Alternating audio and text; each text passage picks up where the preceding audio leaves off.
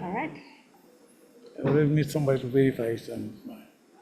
Can somebody look online and see if we're live? I'll do this So we one. don't start. Okay. Dana is here. Good. Oh, she is here? Yeah. Okay, good.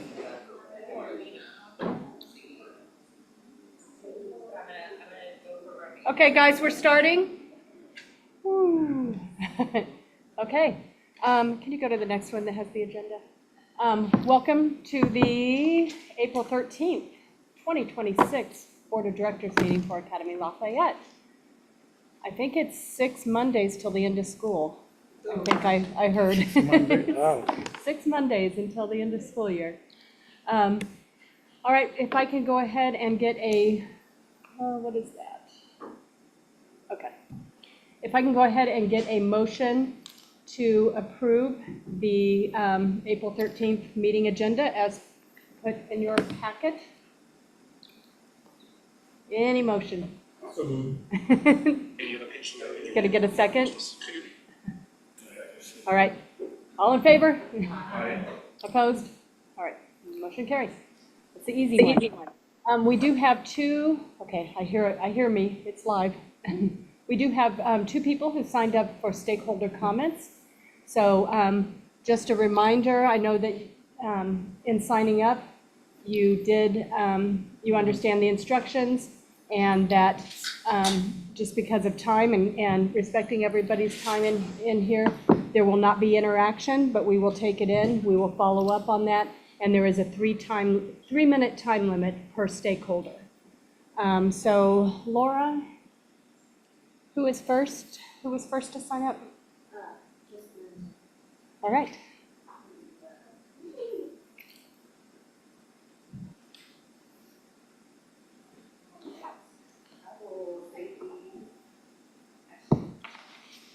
Yeah, we can pass those around. Yeah, if you can.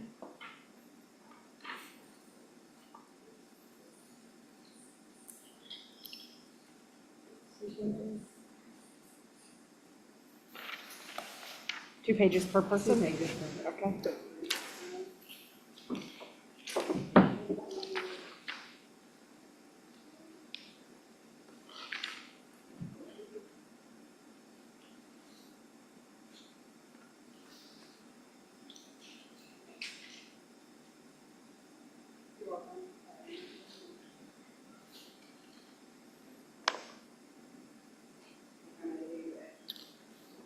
I have more copies of these, so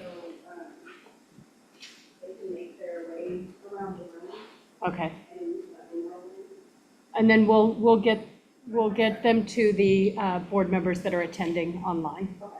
Okay? All right. Good evening, my name is Cassandra Burlington, and I'm a parent of a kindergartner here in the school district. My son attends Sherry campus, and I'm here to raise serious concerns concerning Section 504 compliance and EDIS implementation, positive behavior intervention system. My son has a documented disability diagnosis including spina bifida, myelomania, the most severe type. He has some swelling delays in a legally protected 504 plan that I advocated for at the beginning of the year that requires accommodation and timely communication, especially timely communication. Despite multiple requests that have been repeated, there have been repeated lapses of communication, inconsistent implementation of support, and unclear behavior intervention. I have requested immediate communication regarding toileting, incidents, classroom concerns, behavior challenges, yet those systems have not been followed consistently.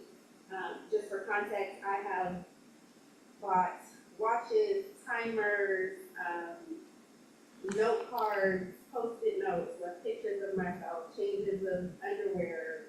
We've tried pull-ups, we've tried underwear, we've tried changes. Like, I do feel that I have been a partner, but under Section 504, schools are legally required to provide accommodation and related aids and services that meet the needs of students with disabilities as adequately as their non-disabled peers.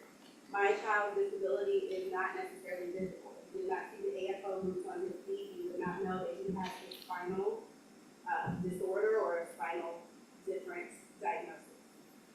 The adherence to the legal standards is not optional. I'm also concerned about the fidelity of PBIS implementation. That is a classroom management strategy. Upon my observation and conversations, PBIS is not being used in the classroom, not being used appropriately, because it is intended to be proactive, supportive, and rooted in family partnership, not solely reactive when behavior concerns arise. At this point, I'm requesting 4 things: immediate review of the 504 compliance, written clarification of implementation responsibilities, stronger family-school communication procedures, and I have a plethora of suggestions on that, would love to assist, and a review of PBIS practices across special and core classrooms. My purpose in tonight is to ensure that students with disabilities receive the protection and support guaranteed to them under federal law, and to request a parent survey around the same, so that my voice, which is my second time speaking here, is not the only one echoing in your ears. There were parents that I reached out to who were not able to make it tonight because of a variety of reasons. The survey would allow you to hear from not just me, but from them as well. Thank you. Thank you. Does anybody have any questions, just to make sure that we understand as we end that 3 minutes? Anybody have any questions? The second sheet, yes, because my son's 504 it states after 2 or 3 minutes, if he is not changing or using the restroom, that they can call me. I've expressed call, text, email. My schedule was very, very flexible for a semester. Because I did not receive those calls, this is the total amount of time that he's lost in instruction. He's been either in the office, in the nurse's office, or outside of class. And I was not called immediately, which means that there were 47 calls that did not get placed. And so that really, that was not. All right, thank you. Do you have an extra? Yes. Thank you.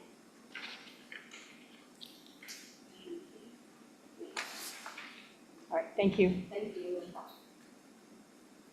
All right, our next speaker. Okay. And again, the same rules. You've got a 3-minute time limit.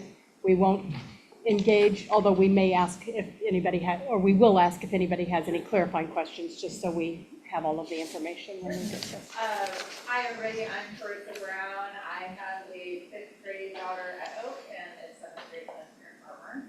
I know several of you, for those who I don't, good to meet you all. I'm here today to talk about our Booster Club, which is now a real thing.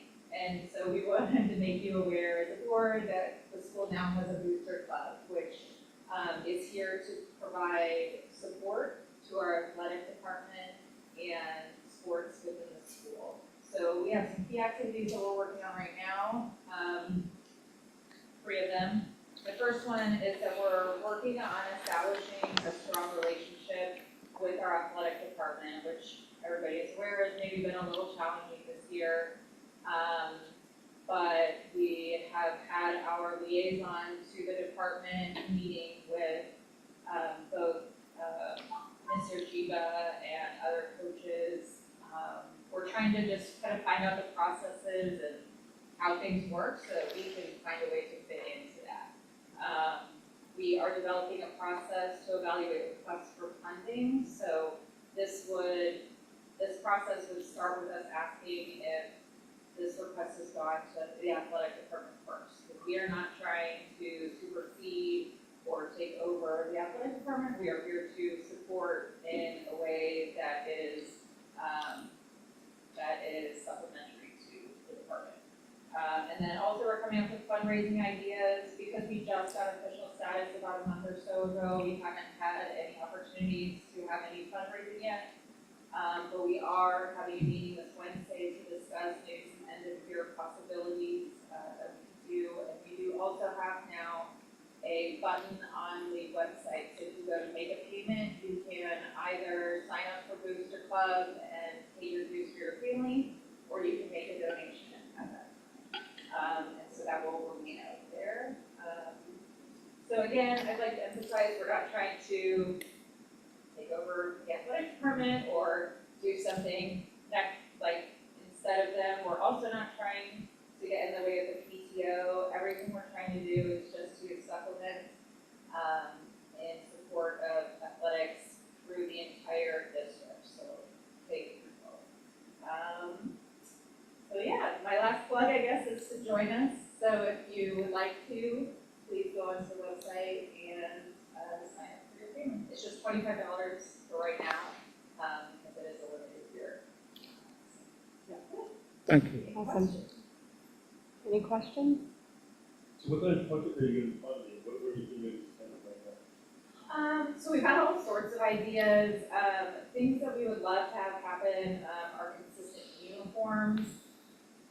We think, and I think the school thinks that uniforms would be something the school would provide, but how do we help facilitate uniformity across the uniforms? So that, like, coaches aren't having to buy them on their own, they can go to one place to get those. Could we get uniform polos for all coaches, so that they have something that says Academy Lafayette on it when they go to games to represent students? Things like that. And fundraising ideas we've had are an 8th versus senior soccer match, or obviously we will have a table at, I want to say not just women, that's not right, student success night, thank you. And so yeah, we're just coming up with ideas and things like that right now. So if you would love to join, what we do. We have our meetings the third Wednesday of every month, and we are skipping around campuses right now. So just like the board and PTO. Great. Oh, this is great. This is, I think, good evolution for our growing school. Yeah. Thank you. Very welcome. Keep going. Thank you very much. Okay. And are you signed up for stakeholder comments? I didn't know to sign up anytime. Okay. And speak real quick. Yes. Is everybody good with that? Okay. Okay. My name is Kevin Kuhlberg. I'm a parent of two sharing physically else here. And she's fourth grader sharing Noel in second grade.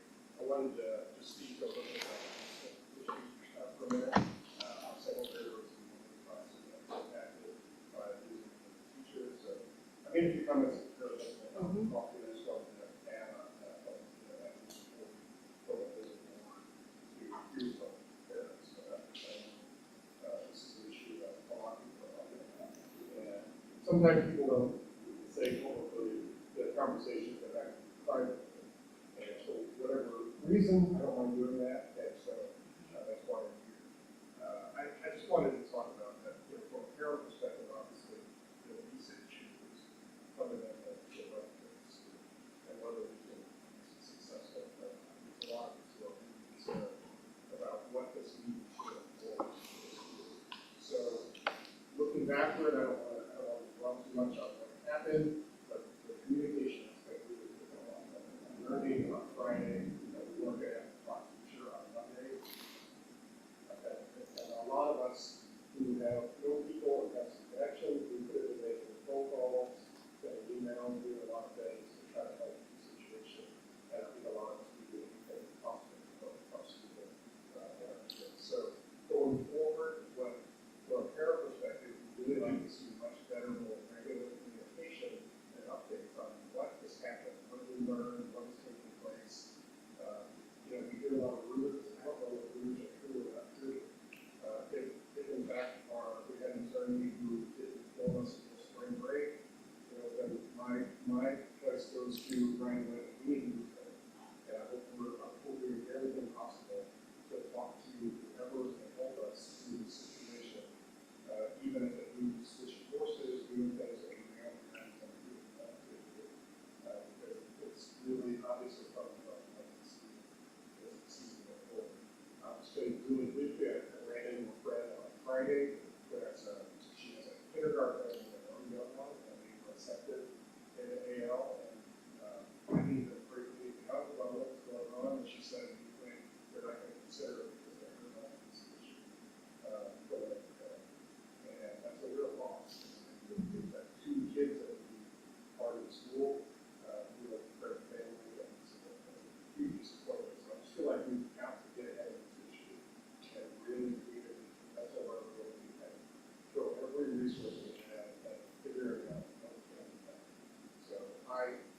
on a lot of boards, I manage school boards, and, so I know the answers to like, I know a lot of it is rude to do, but then there are moments when you have something that is critical to the success of the organization. And obviously, it's important. Appreciate it. Anybody have any questions on that? Well, besides, I want to say that the lawyers we're working on is the one I've been working with the school for, I don't know how many, since the beginning maybe. Since for, at least I've been here for 14 years. We have been working with the same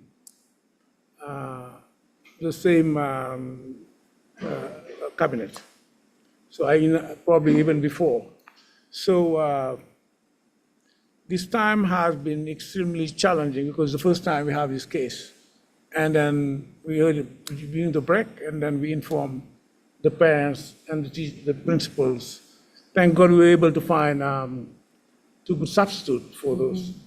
But this is communication, that's something we take seriously, and whenever we have a communication guideline, and then we inform parents as early as possible. This one was an exceptional case. We personally, I've been doing H1B for 25 years. I've worked with different lawyers. But this is the first time we have a case. I mean, personally, I have a case like this.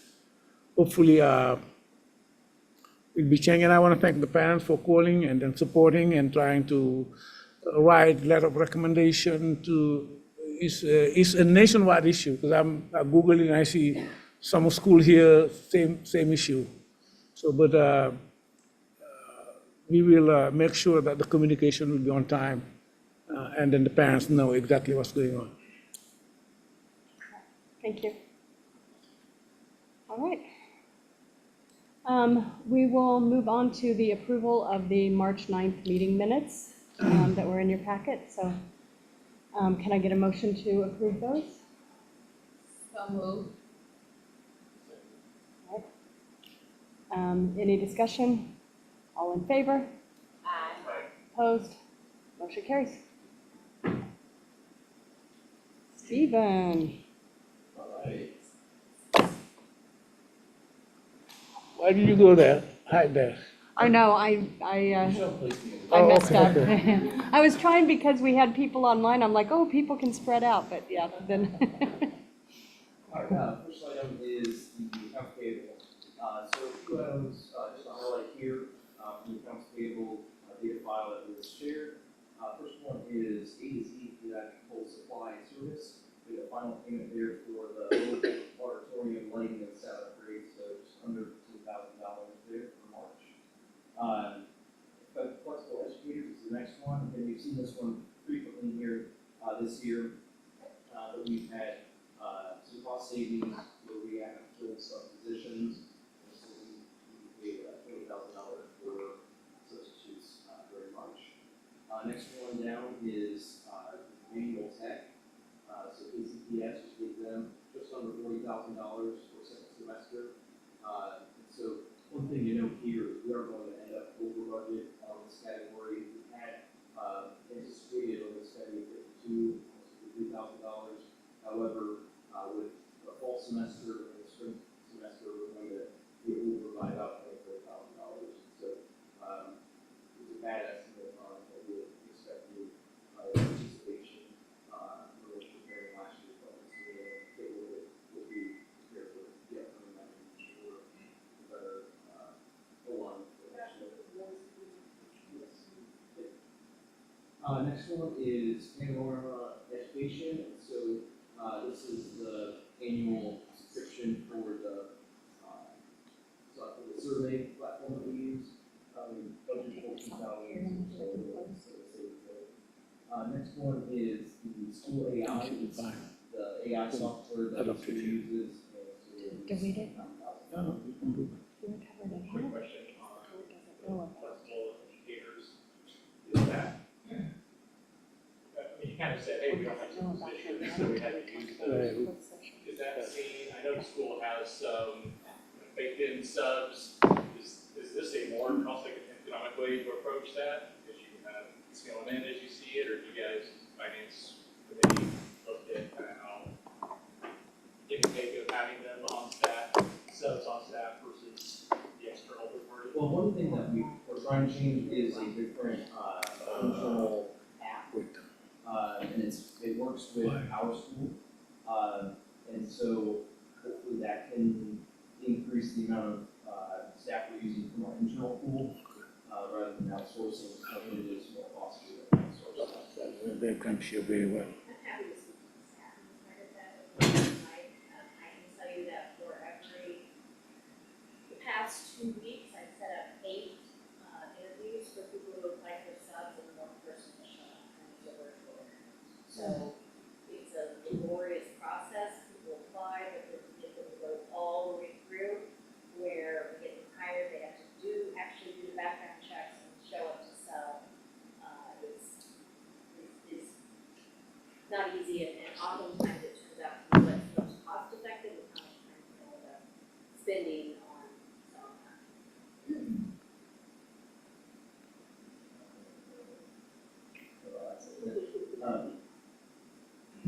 that. So any other questions, Councilor? It's like it was online. Can you hear well online? No, I really can't. But it's coming from here. It should be coming from here. Okay, so that's where the It issue it is. should So be, this is it connected? It's plugged in. Check your line up in the left-hand corner, you just drop down arrow.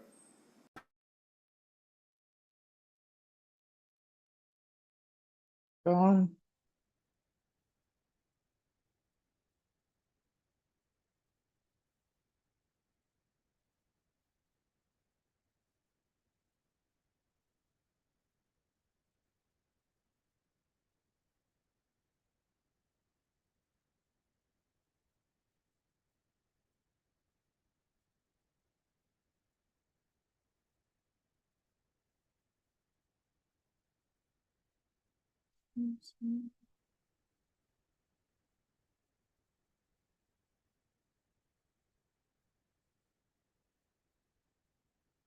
You're muted. Can you hear?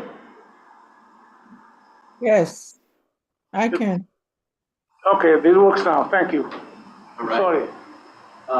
So any additional questions for accounts payable? No? All right, so now we need a motion to approve the March 2026 transactions. So moved. Second. Any discussion? All in favor? Aye. Opposed? Motion carries.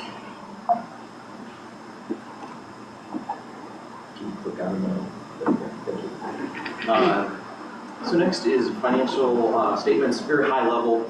Just try to give you a very 10,000 foot view level of what we've actually spent from a cash in, cash out perspective. And so the school spent more than received during February by just about $335,000. When we're looking at that year to date, we spent more than received by about $500,000.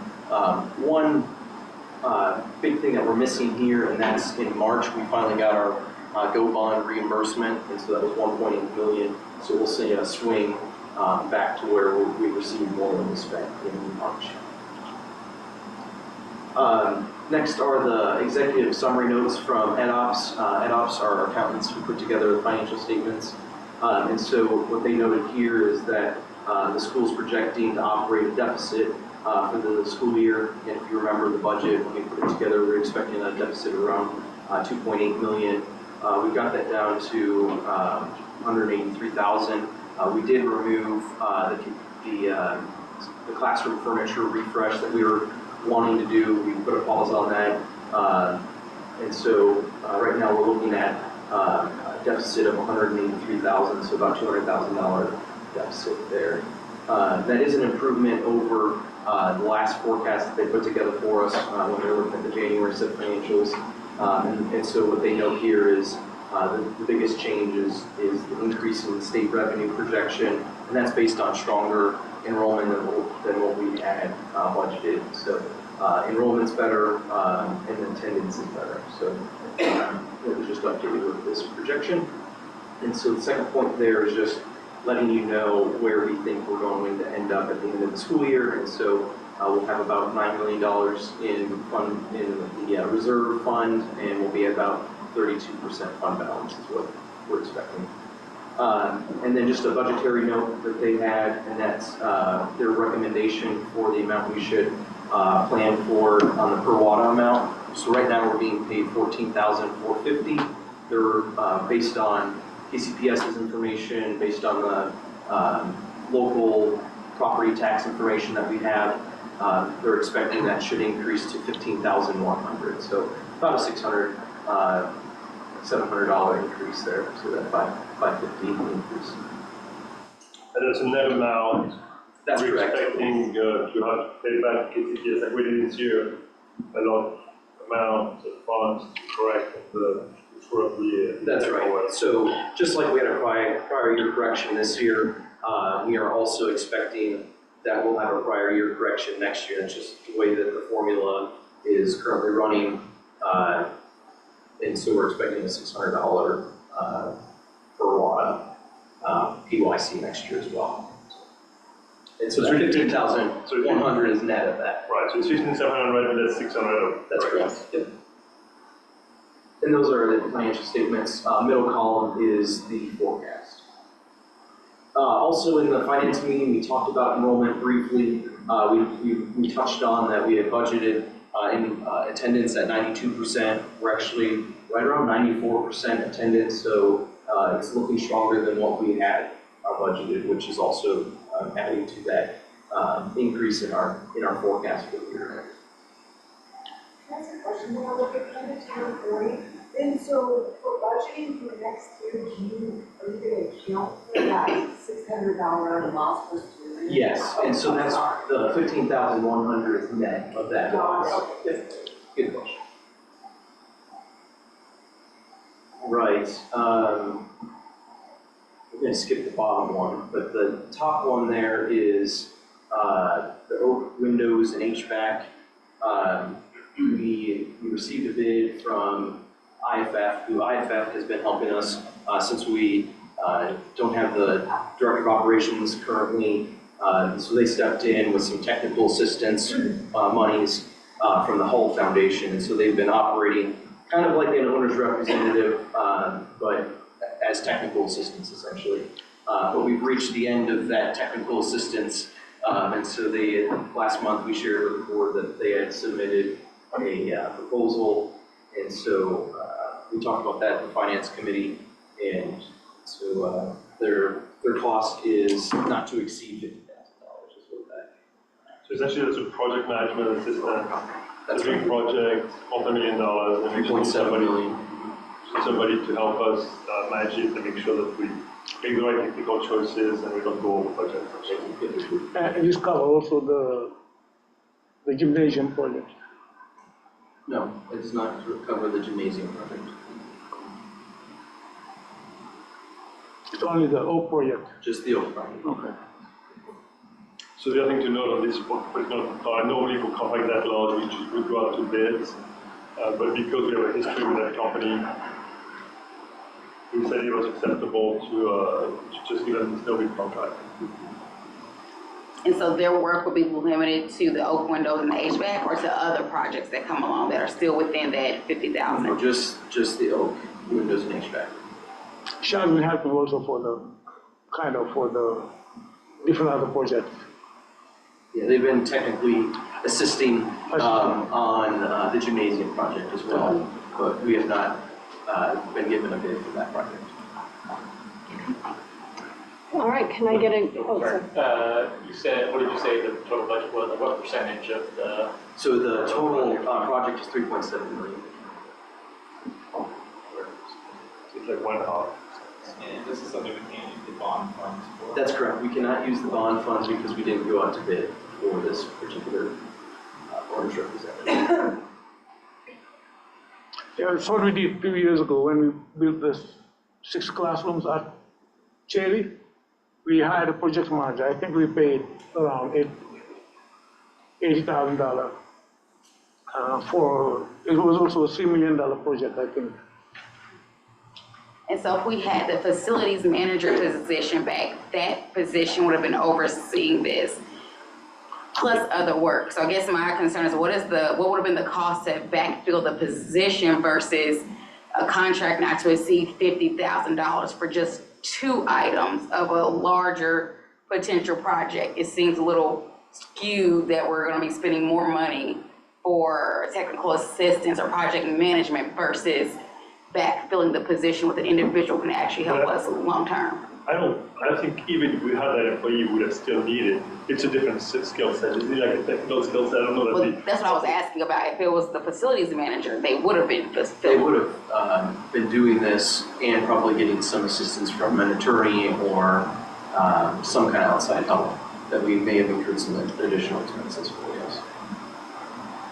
But also, you are hiring that position, Correct. the facilities. So what Lawrence is saying though is we should be able to save Yeah, by having a director of operations. Right, yeah. absolutely.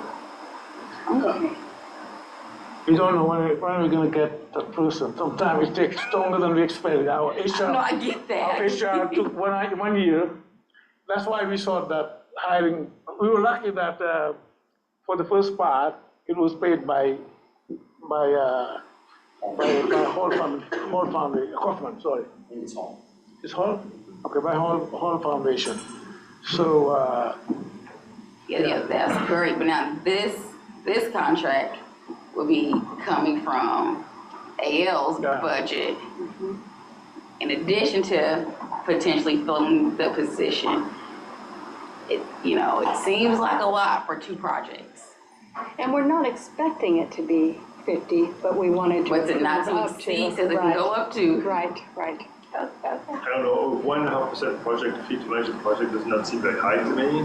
I think the risk of, it's a big project, if you go over budget, if you make the wrong technical specification, anything that could go wrong would be coming back to bite us, yeah, you can make it up. And I'm kind of surprised to hear that if we had a director of operation, they would be picking that up, because to me, as I understand it, it feels like a pretty different skill set.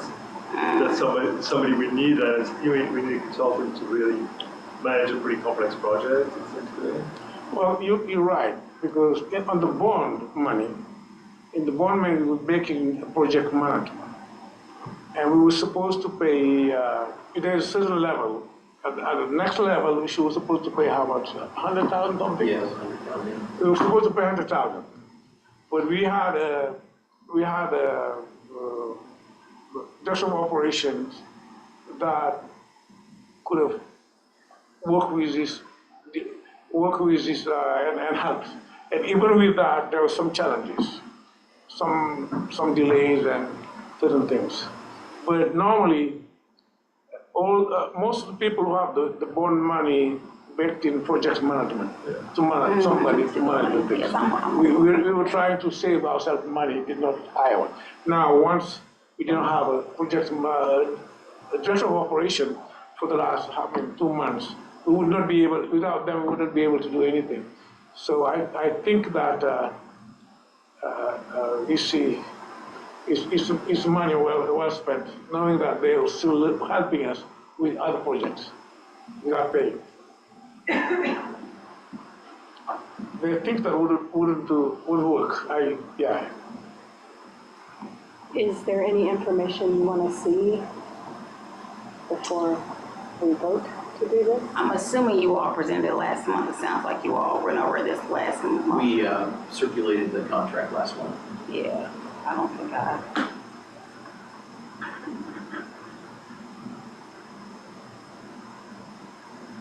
I saw that.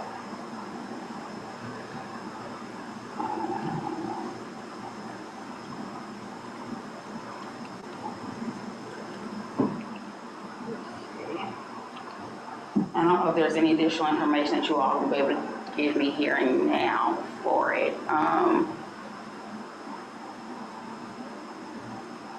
Yeah. No. You're concerned the dollar amount, Yeah. Oh. But. Okay. All right.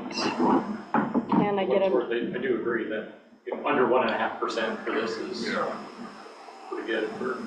The risk of going always really high. I would not be I comfortable agree, that could. not having somebody, an expert managing this.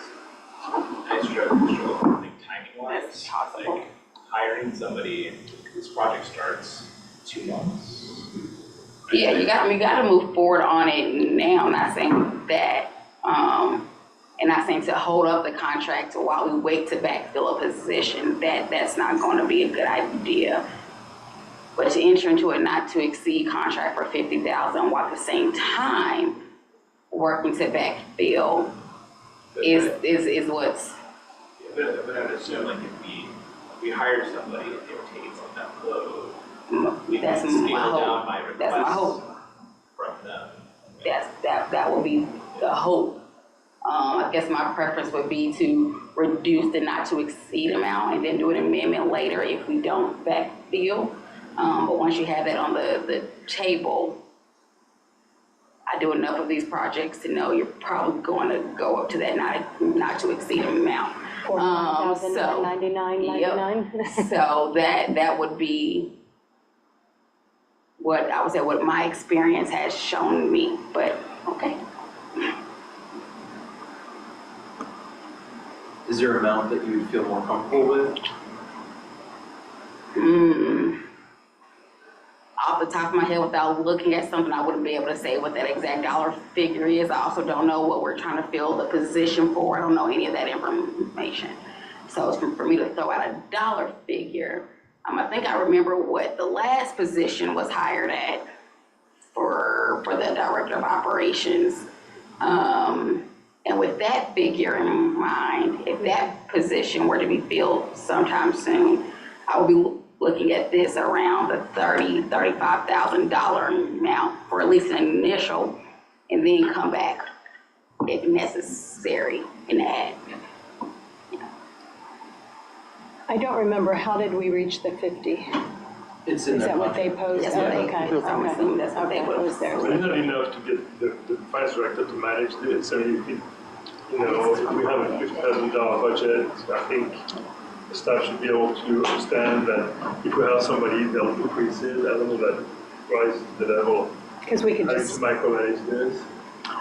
I don't know if you realize it's a 2-year thing because that the Oak project is 2 summers. So they're starting now for the planning and choosing things and attending all the meetings and then all the way to next summer. It's not a 10 month, I mean, it's almost 14 months or 15 months. okay, So it's a little over a year. okay. Well, when did you all circulate that contract? I believe it was at the last board meeting. I don't have anything from that. So, okay.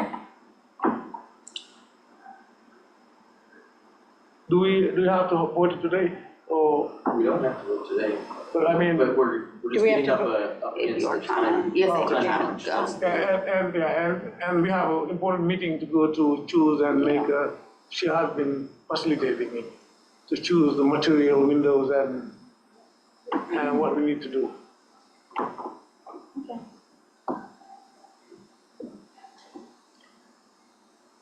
I don't think you need to hold up the vote because you're gonna have one nay. So I'm not saying that. But you did say it. Yeah, I'm definitely saying it. All right, can I get a motion to approve the IFF contract for services not to exceed $50,000? So Second. All right. Any more discussion? I'm sorry. Make the motion. Thank you. All in favor? Aye. Opposed? Aye. All right, motion carries.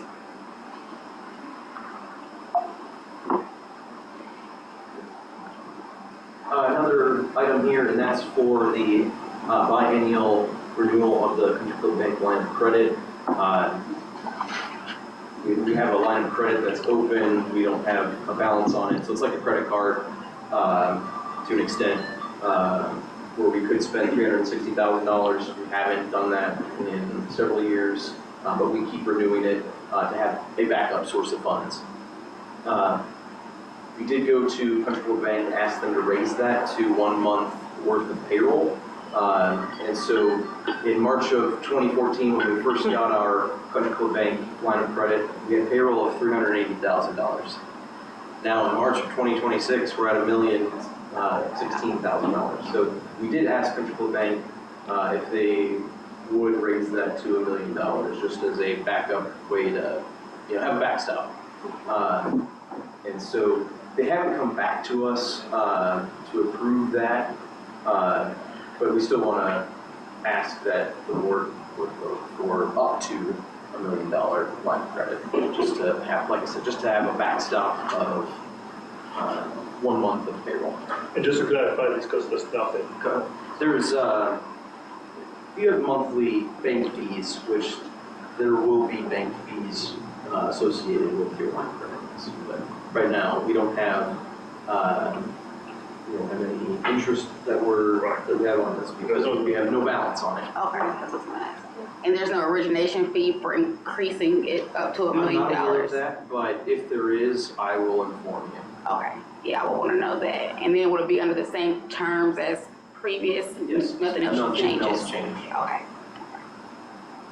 All right, can I get a motion to renew the Country Club Bank line of credit up to $1 million?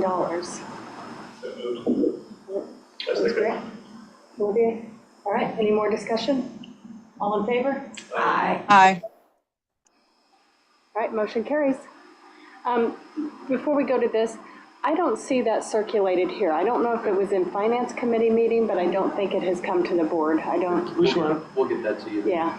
Which one? The ISI.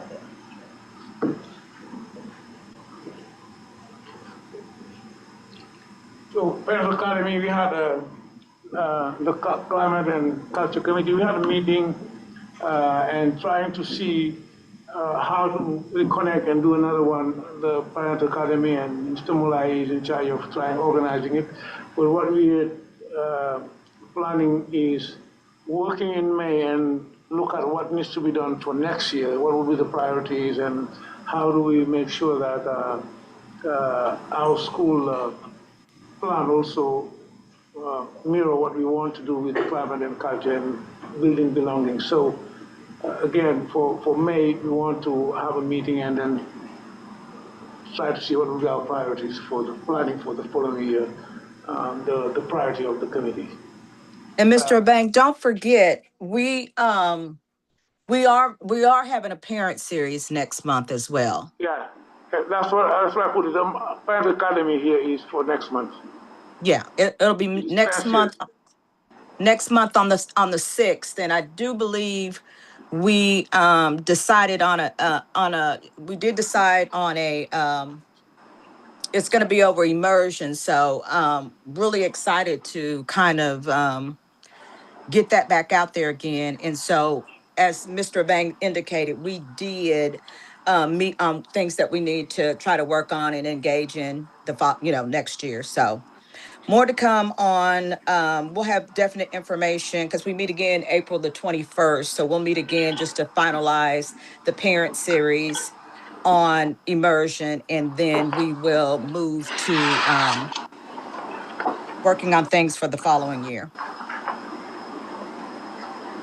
And I'm sorry, I didn't mean to interrupt you either. That's No, good. perfect. Lisa, you want to add anything? No, she pretty much covered it. Our hope is to, obviously, the transition into the Climate and Culture Committee is very important that we're consistent with that, and we want to use it as an opportunity to really draw in all the campuses so that we feel like one district. And so our hope is to kind of segue in with the immersion and having conversations about immersion. But at the same time, we're hoping next year for us to be a little bit more intentional about challenging folks at Oak, folks at Armour, folks at Cherry to really be a part of this AL family. So that's our objective moving into next year. We want to kind of close down this year, if you will, just doing another parent series about immersion and why we chose this amazing district. Is there anything to do at the upcoming kindergarten roundups? I don't know if there's I don't know the agendas for those, but is there a place for the committee there? It's very structured. Oh, is it? Okay, Yeah. okay, Very structured. all right. Thank you.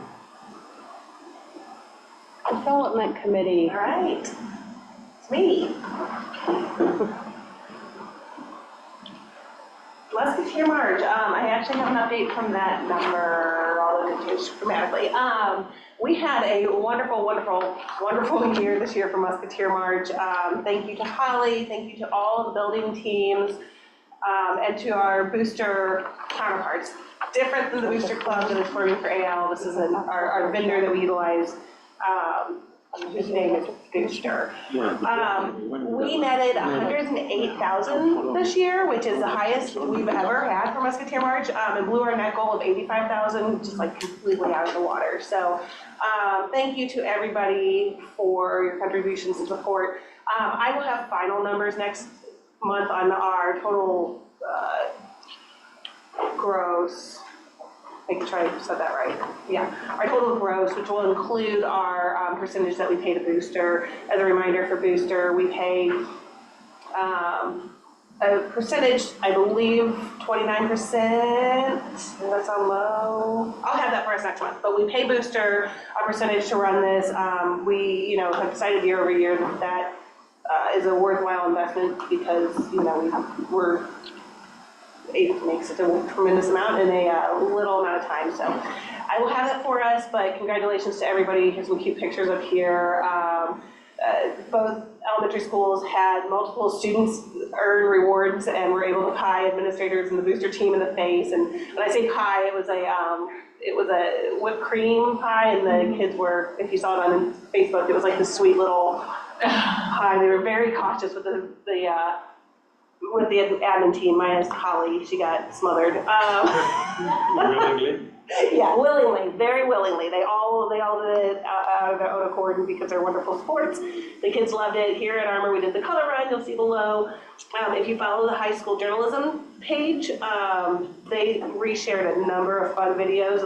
It was the first year the high school participated in the color run, and they said it will not be their last. So that was really fun to hear. 81% of our students were registered, 78% of those registered students earned donations, and unlike our rewards for the raffle, and this reward is every student gets a shirt, and everyone gets to participate regardless of donation. But then with the booster team, students who do earn throughout the race also get additional prizes. So, any questions?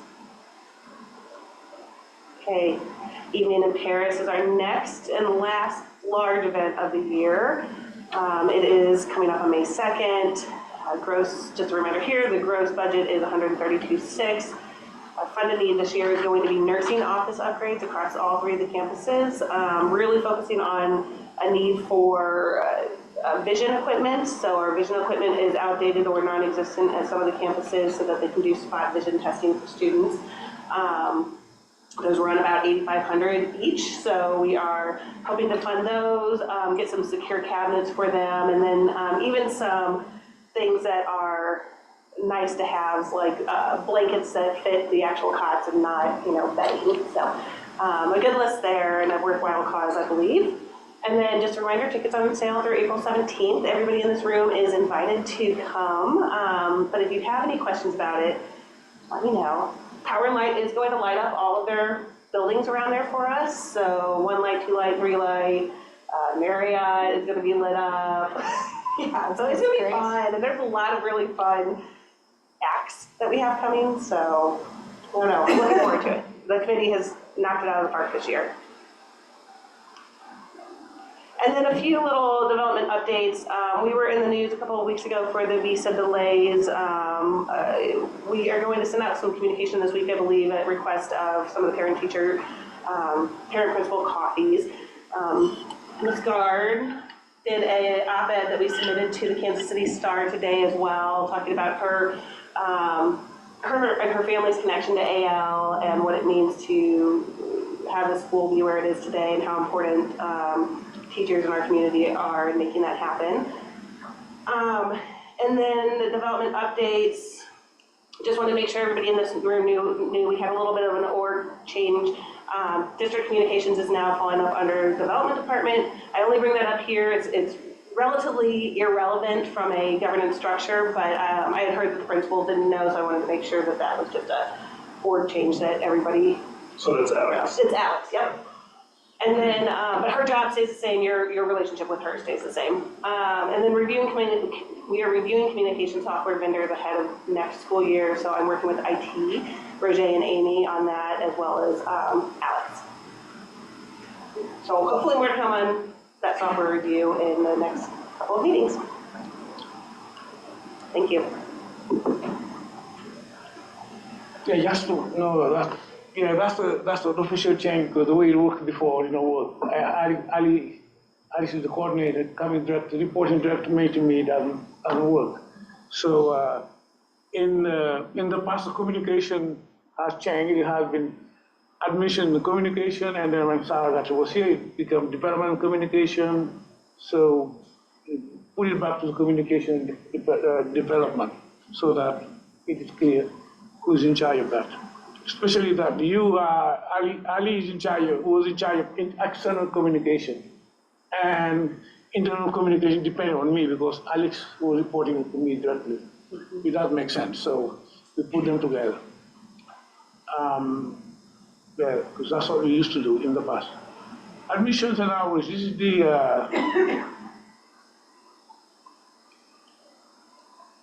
admission and hours report. So this is the, it's the district performance report, okay? I put it admission now because it's on admission and outreach. So this is the district performance committee report so we're looking at the lottery, after the lottery, how, what is the breakdown of our demographics and how it's developed. That's what we're looking into here. So this is the applications, as you see, and the different years. So we used to be at 410, and then we are 353 all. So it was there was dip last year and then up this year. I see it. And as everybody probably know, if you look at the kindergarten, there is a decrease in the student population that was already shared with the board in Kansas City. Maybe I'll say all over the world, all over the country. But in Kansas City, there's the decrease that we're feeling also. And kindergarten, you see there was a dip last year and it's a little bit more this year, 230. We used to have 276 applications 3 years ago.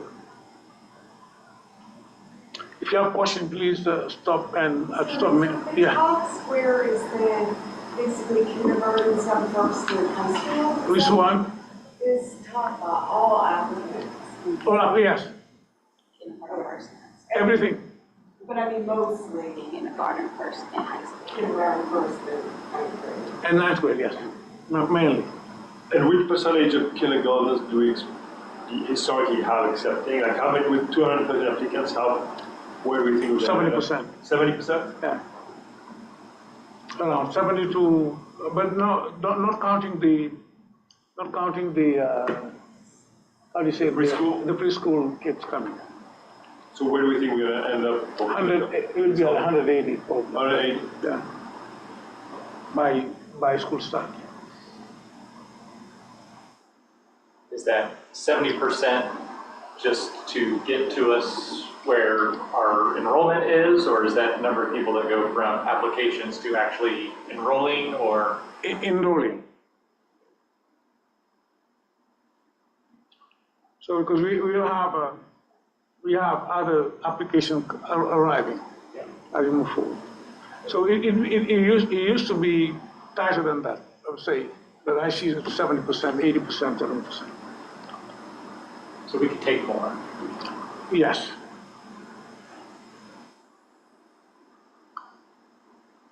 First grade, we have 35. We need 20. We're looking for 20 first graders to enroll.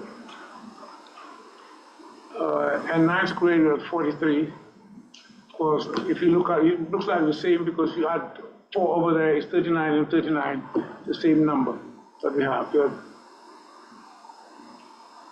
For ninth grade, we are only accepting 12 out of the 43. But that'll be the largest ninth grade class so far, right? Yeah, once schools start open, we're hoping to have 45 ninth grade. So which means that we may take 15 here to get to 45. But at this point, we've made 12 offers. What do we credit for the increase in the first graders for this year versus previous years?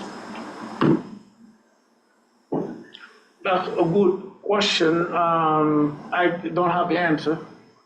So I know that the last month, especially in February and January, there's more more aggressivity on online advertisement. We've got more there. People, if you look at February, we have a 14 compared to 3 we used to have. So one of the highest there, we have 14 students. And then here also we have 16. Last year we had 22. But that's what we've done. More push to advertise online. I know we did. Do you know anything else to want to add to that? You don't know? No. Okay. Maybe it's a good year, but I know that we have a lot of advertisement online.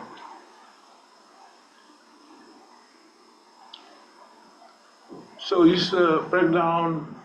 The left column is the number, and the right one is the percentage, what it means for pre-K to kindergarten, first grade, ninth grade, and the total of minority that have it.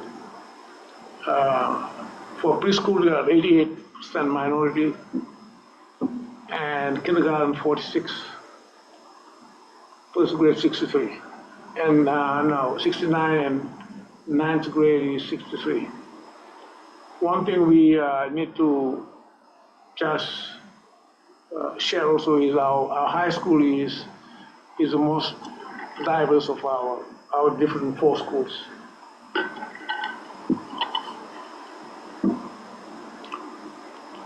So any question?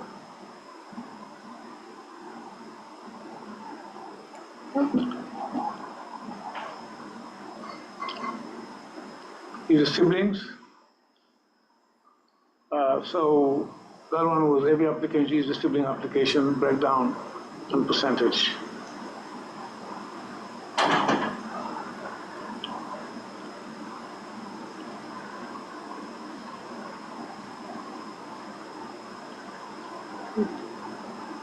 His community is non-siblings. The first one is everyone, and then siblings only. This is non-siblings application. So what is that, Charles? We have 3 groups. The first group was all the application. The second group, this one is only siblings. To break down. I see, okay. So there are ALs that you're saying they have kids, they have siblings in AL? In AL, yes. Okay. So they are automatically admitted when you have siblings? Yes. Automatically. And the last one is The last one, all applicants less. less siblings. This is no siblings here.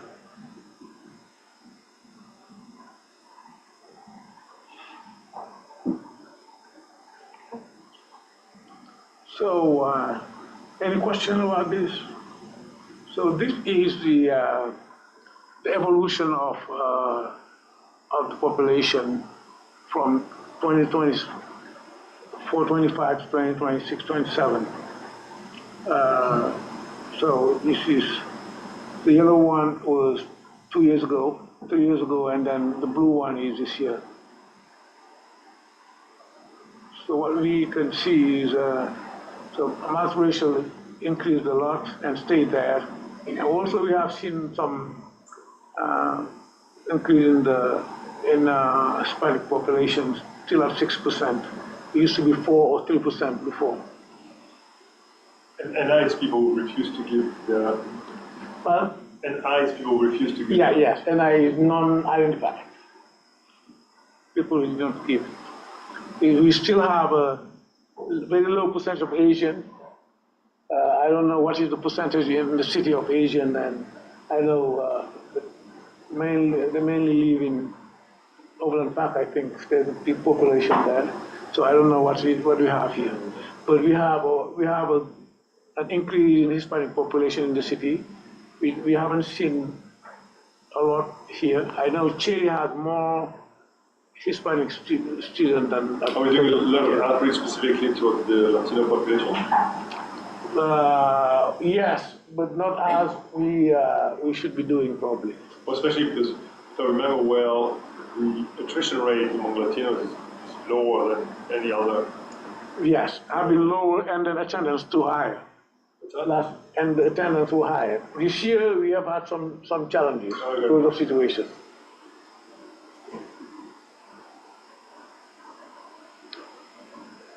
Any question about this one?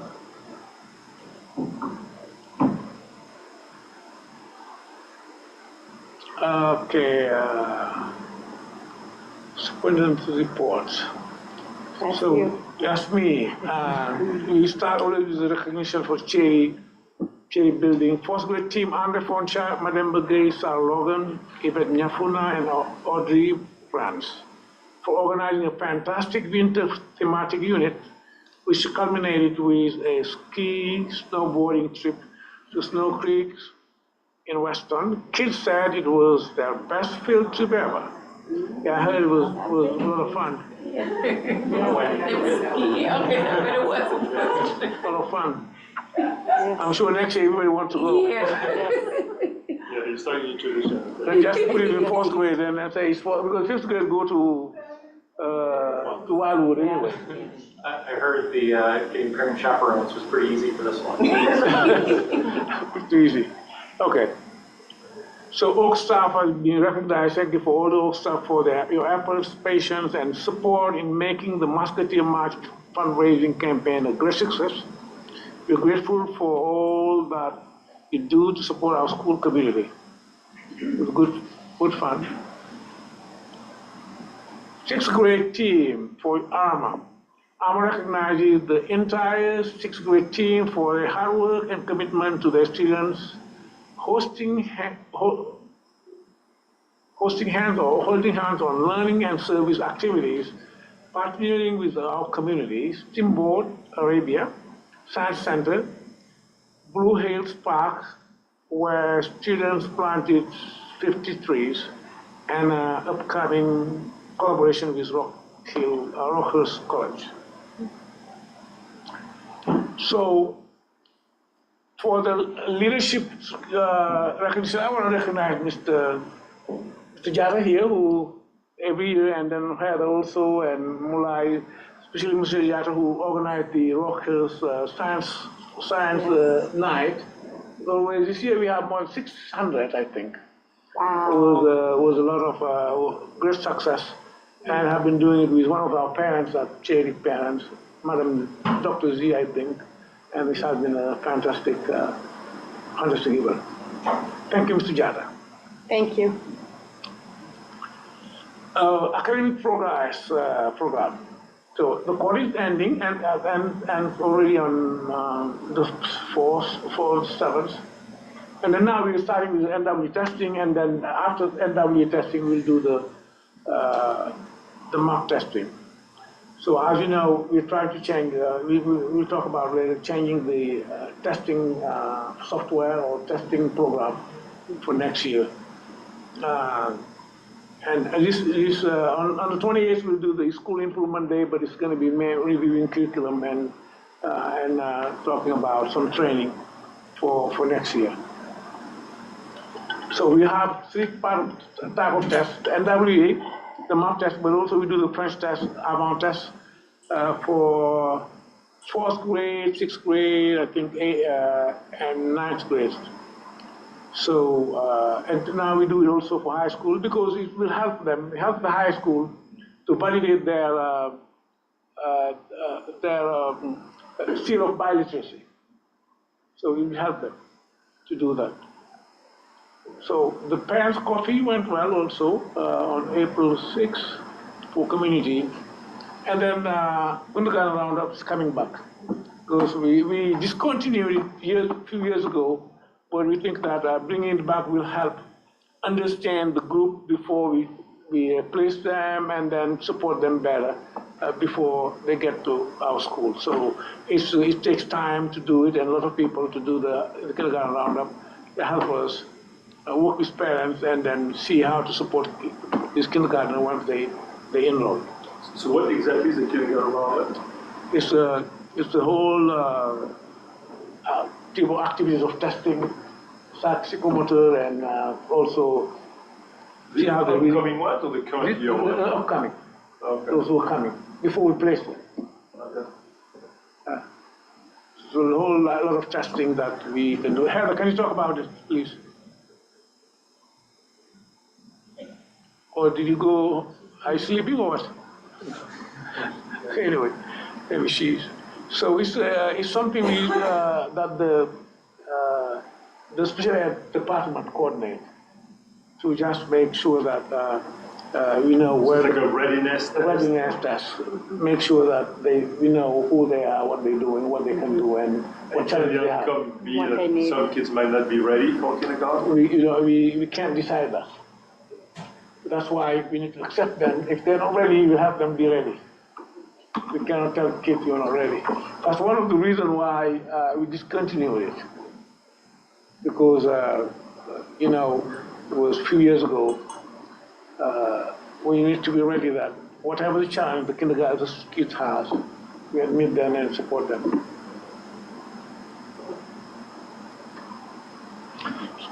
If we don't do it, we'll discover it once. Yeah. Once they're here in October, as opposed to just knowing now and then how to place the kids before we start.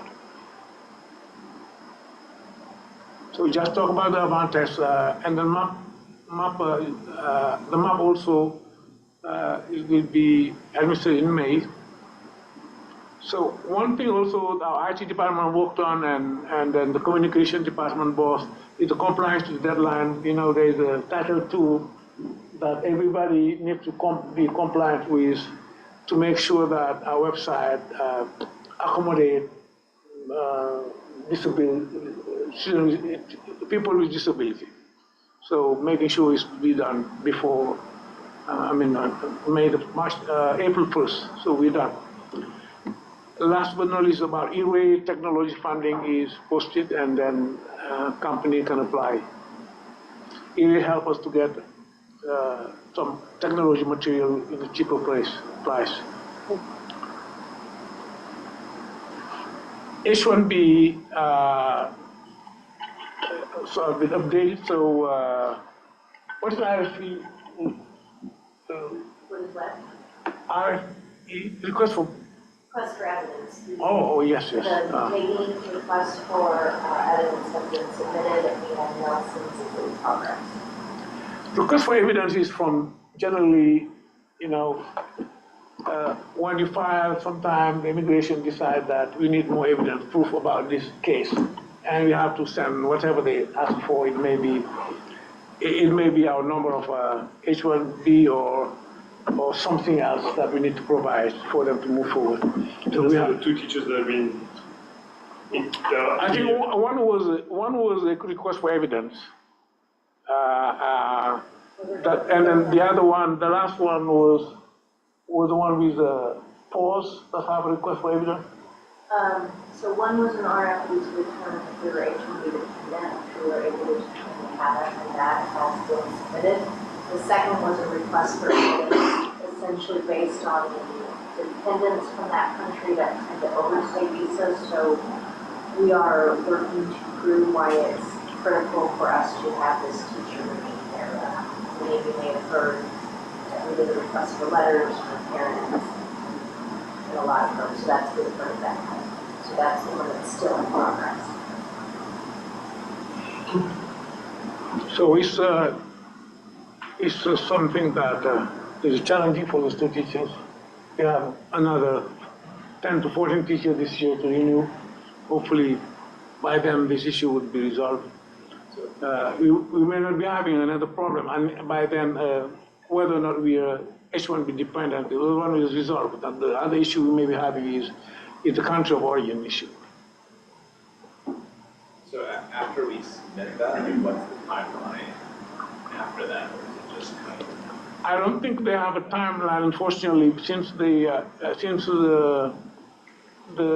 decision about the 79 countries post, and depending on where you're coming from too, unfortunately, the immigration services don't have a timeline to resolve it.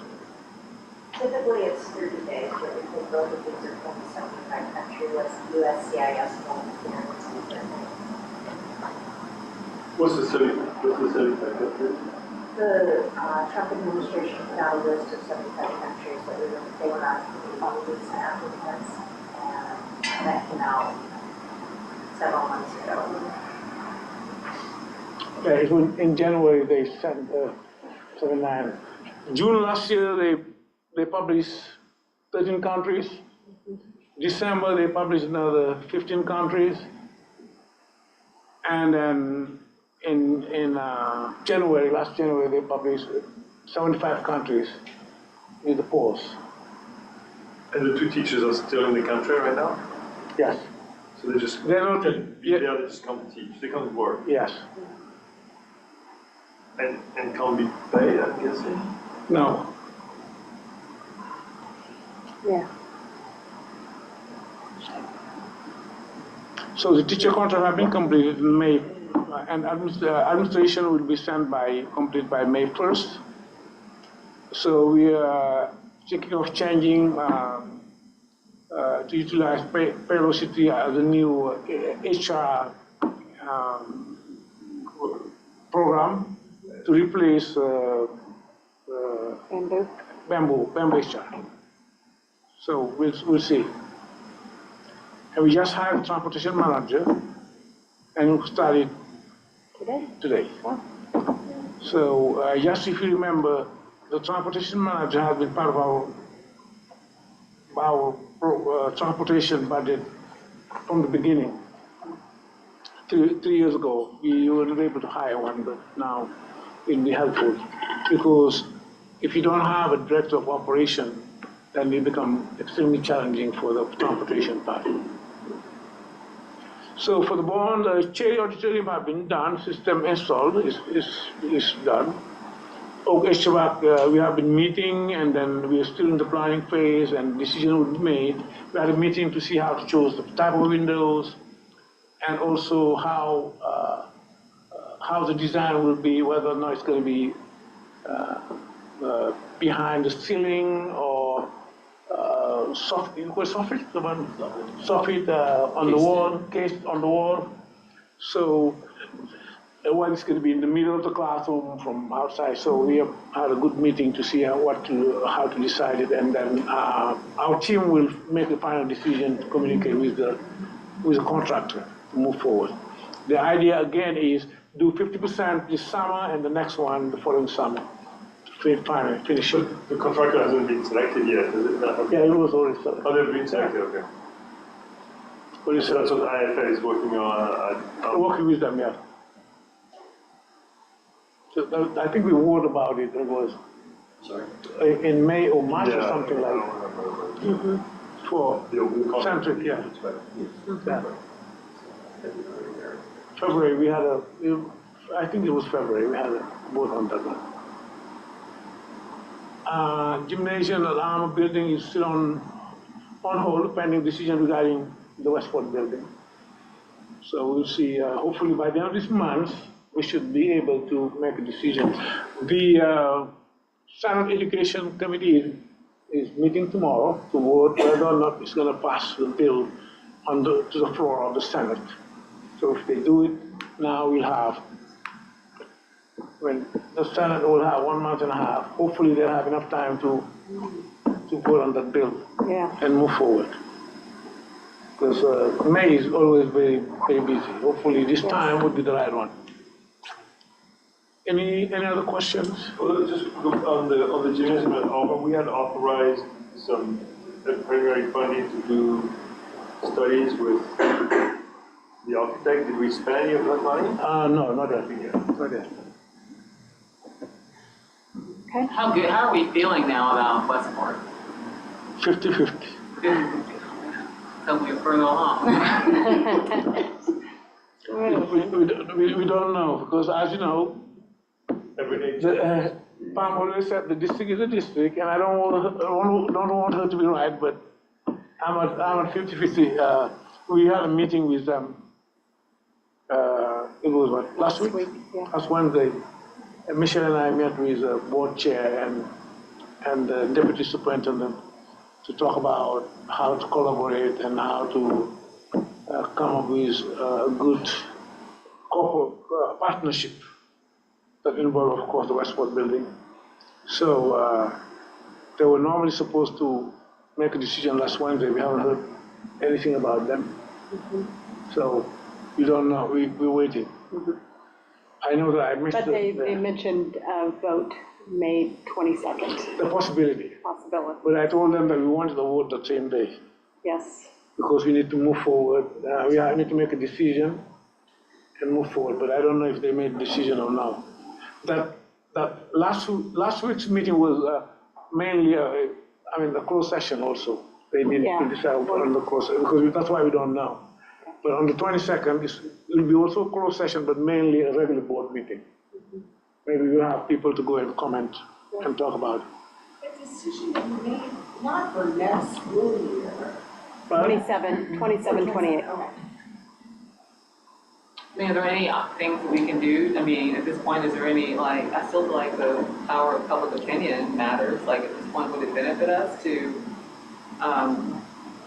get it out in the media? Because I feel like, I agree, I think the district cannot be trusted, and I would hate for us to lose this opportunity because they're, holding on to these buildings, and they still have so many in the city that they're still mothballed, that they can't do anything with, and it's really a detriment to the neighborhoods. So it's really unfortunate that, I don't understand, it doesn't benefit anyone for them not be in support of this. So I just want to make sure that, I don't want us to wait till the 11th hour and they're like, F you. And then we're SOL. Clearly, I'm so vulgar.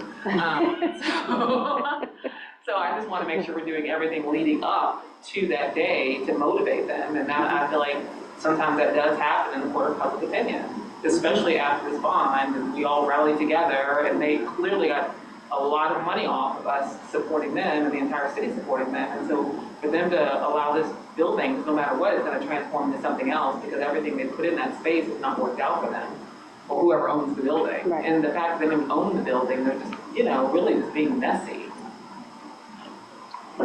So I just want us to make sure we're not kind of just waiting and giving them all the power, whereas I still think the court of public opinion is powerful. You're right. We were thinking that hopefully it can be resolved without public opinion, but Right. the more the closer we are to the deadline, the looks like it's important to do something. We'll see probably by tomorrow we'll hear something. Yeah, I do, and I don't want us to wait and think they're gonna play nice. I agree, I just think they're nasty for no reason. I think if they voted against, also we can also let people know and go to their board meeting on the 22nd. Yes. Yeah, I agree. We have people, I just think there's so many ways of us to add pressure and get them motivated. It's just cattiness. There's no reason for them not to want us in that building. It's gonna benefit the neighborhoods and benefit our Kansas City students. It makes no sense other than it's the district. Taxpayers. Yeah, and the level of support they've gotten from just taxpayers, period, because of that bond, they should be on the momentum to make sure that all students in Kansas City have the option of the best schools that are for their best for their families. And so, to me, it makes no common sense of the cattiness as to why they would even do this to us. You're right. Are we talking about her talking? There was something with the state going, potentially making this sort of thing illegal. Yes. Has that gone anywhere, or is that? That's voting tomorrow in the Okay, so Senate. that's- Yes. For the education committee. Yes. Committee, and then after it's gonna go to the floor, To the floor. to the Senate. But that one, we think that, based on the reaction of the senators, they were very in favor of it. But you don't know, at the last minute, they know how to stall a bill by Yes. creating Or attach it to something. amendment, and then you go back and that's what they. Right. So that's why once it's move to the floor, I think we need to mobilize whoever we know to write to them and make sure it works. Okay. All right, first thing, Missouri Ethics Commission. I have a list of people who have not filed yet. I'm sending you an email. I can look at faces and know who you are. And just the biggest thing is, you don't want these fines. They will fine you personally. And so I will send that. I will send a link to how you can get that. If you have any questions, let us know. But as of it has to be done online by Friday, May 1st at 5 p.m.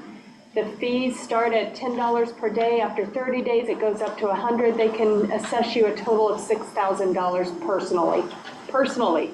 The one question I had, I know it says 2025. They mean the calendar year, not the school year. Yes, so, yes, okay. And then also we are going to go in closed session to talk about real estate and legal matters. So, this is where I always mess it up. Can I get a motion to move into closed session? So moved. I'll second. All right, and then a roll call vote to go in. I'll start with those online and go with Gloria. Yes. All right, Colleen? Yes. Kelly? Yes. All right, Miniram? Jennifer, yes. Ann, yes. Olivier, yes? Michelle, yes? Lauren, yes. Lisa, yes. Brad, yes.